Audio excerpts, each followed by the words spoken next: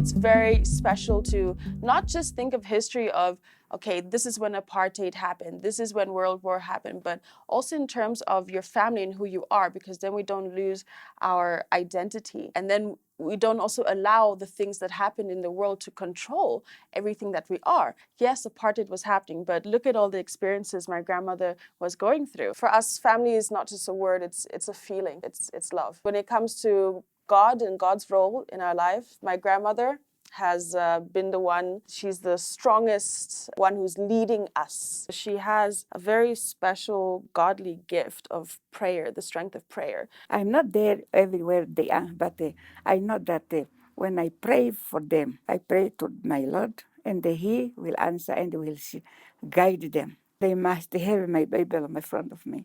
I have to read it every day. At least if we don't go to church, then we watch TV. So she doesn't have to go to church because church is at home all the time. She is the head of the family. I think before any big decision that we have, we call her. Once Corona happened, it made you think more about people who are always there for you, making sure like, hey, are you okay? Are you healthy? Are you sanitizing? Are you praying? Money and family is a little bit of a difficult issue. She has always been the stronghold of my family. She will always welcome you and she will always share. So she has been the one also business-minded. She had many companies. I ask one of my family something. No one, I cannot tell you who can borrow me 100 to. We do believe in marriage. That is primarily the goal because we are Christians. Same sex is, because of the Christian links, it's not something that we do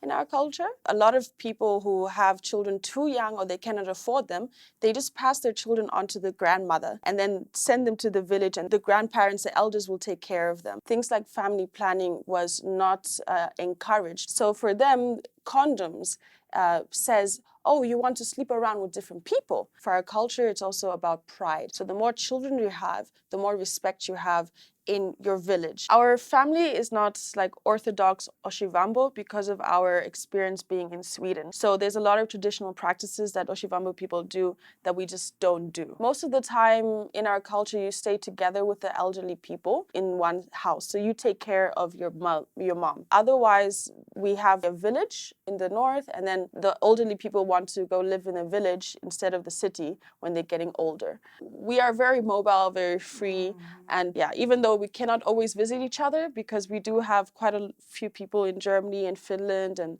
there were some others in South Africa at some point, and Zambia at some point. So we have been moving around quite a lot. We speak Oshivambo, English, Swedish, German, Afrikaans, and many more. We literally have a lot of mixed blood. So we are multicultural, multicolored family.